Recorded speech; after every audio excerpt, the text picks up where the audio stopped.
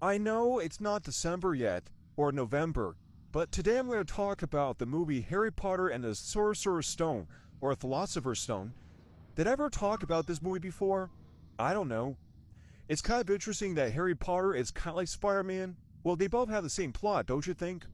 It's about a kid with glasses, they're both nerds, and they're both raised by their aunt and uncle, as both their parents died when they were kids. Actually, Peter Parker was abandoned by his parents when he was a kid. He was raised by his aunt and uncle, and they're really nice to him. Compared to Harry Potter, he had a really mean aunt and uncle.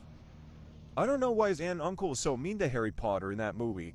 Oh, because he's a wizard. That makes sense. Because Harry Potter's aunt is actually the sister of his mom, and she's not really happy that her sister became a witch. I don't know. I don't quite remember the movie very well, maybe because the dialogue is a bit too complicated to understand. I do understand dialogue in movies, but the accents are really different from how we talk in the United States of America. In Spider-Man, nobody talks like Harry Potter characters. That's because it's America. In America, our English is really good. So anyway, I'm going to talk the rest about Harry Potter and the Sorcerer's Stone, or the Philosopher's Stone. I actually don't remember what's it called. It's kind of confusing because the titles are difficult. Compared to Spider-Man, it doesn't need kind of like a caption. But Harry Potter movies have captions that tell you what they are and different themes. Kind of like Indiana Jones movies, for example, like Temple of Doom, Last Crusade, and Kingdom of the Crystal Skull. And all these Harry Potter movies have names that are difficult to read or pronounce. So, what's the story in Harry Potter? It's about a boy named Harry who's raised by his aunt and uncle, and don't treat him very well, of course. And his parents were killed by some evil guy a long time ago when he was a baby. And that's where he discovered he had magic, and there's this guy named Hagrid who's a giant, and he's the guy who's actually an old friend of Harry Potter's parents.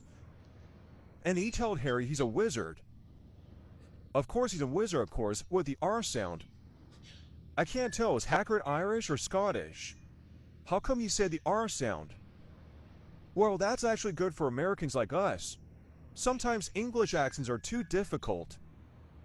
And then he hops on a train to get to a school called Hogwarts. He made friends with a girl, Hermione. Well, it's actually pronounced Hermione. That's kind of difficult because British accents are hard to translate for American accent because they can't say the R sound. It's really confusing. And Ron Weasley, that's the name of Harry Potter's best friend, and he has a rat named Scapes. And basically, Harry Potter and his friends attend Hogwarts to learn magic and stuff like that.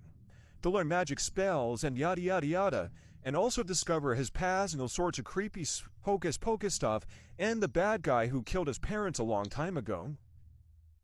I do remember watching Harry Potter as a kid. I've always thought the beginning part was kind of funny, where he's like being abused by his aunt and uncle and his cousin who's kind of mean to him, he's kind of annoying, and they go to the zoo together to see a snake, and I thought it's kind of funny how he let the snake out, allowing his cousin inside the snake pen. That sounds kind of bad, don't you think? Well, serves his cousin right for being annoying. You know, kind of like don't you think it's kind of similar to that guy, you know, in Spider-Man, you know, the fight promoter? He got robbed by by a bad guy who just robbed him because the fight promoter refused to give Peter Parker $3,000 instead of giving $100. All cheating, that's what it's called. And that fight promoter deserved it for cheating on Peter Parker, and Peter Parker allowed the burglar inside the elevator. And Peter Parker doesn't realize the burglar killed his uncle. And Harry Potter let the snake out of the cage, and the snake started saying things. Do you think the snake is kind of like the bad guy from Spider-Man who goes inside the elevator saying thanks to Peter Parker? I don't know, hopefully the snake doesn't kill anybody. I don't know what the snake did. That was kind of stupid. Harry Potter let the snake out of the cage. And he let his cousin inside the cage. Well, serves him right for bullying Harry Potter, of course, or being annoying. Do you think the train station scene's kinda cool? I don't think it's cool as Thomas the Magic Railroad at Shine Time Station. You know where Junior appears out of the wall and starts talking to Lily and takes her on an adventure inside the island of Sodor? That's actually really cool, inside the Magic Railroad. Compared to Harry Potter, the way Harry Potter runs through that wall to get to the magical world, that's kinda boring. And it's kind of like everything kind of looks the same. And that's where all the spaceship trains has been transformed to a vintage steam engine. It sounds like, so Platform 9 3/4 is actually a time machine from like the 1900s or 1920s or 30s whatsoever from the 21st century. That's actually really cool. And you know, in Thomas the Magic Railroad is that Shinetime Station is a gateway to a world of talking trains or a model train layout. Can you imagine if Platform 9 3/4 in King's Cross Station, it's actually Shinetime Station, it teleports him to the Honest Soldier. It's like, hey, this is the wrong movie. That would be kind of funny, don't you think? Do you think Harry Potter should get support from Mr. Conductor or Junior? I think Junior should become Harry Potter's best friend, don't you think? Do you remember that Scottish guy who's actually the cousin of Mr. Conductor, who was kind of annoying? He's that comic relief character who's actually the best friend of Lily. Why am I comparing Harry Potter to other films I know of, like Thomas and the Magic Railroad and Spider-Man? That mainly because they have similar plot points, of course. Like, you know, like a boy raised by his aunt and uncle, just like Spider-Man, and being bullied by some kid, and gets bullied by Harry Potter, and lets out a bad guy go out of the cage, just like in Spider-Man. And the magical train station, not in Spider-Man, but in Thomas and the Magic Railroad. You probably have no idea what Thomas and the Magic Railroad is. It's a Thomas the Tank Engine movie. In case you don't know about me, I'm a really big Thomas the Tank Engine fan growing up. I'm not joking. I don't know if people like you are Thomas the Tank Engine fans as well. Do they have Scottish people in Harry Potter? I don't know. Some of the characters have English accents. What about that lady that turned into a cat? She's Scottish, but she doesn't sound as Scottish as Donald Douglas or Junior from Thomas the Tank Engine. Thomas the Tank Engine has Scottish people in it, but Harry Potter has no Scottish people? Is this a joke or something? The film takes place in a castle in Scotland, but there's no Scottish people. This is so lame. What do you think about that guy with the turban? Do you think he's really creepy?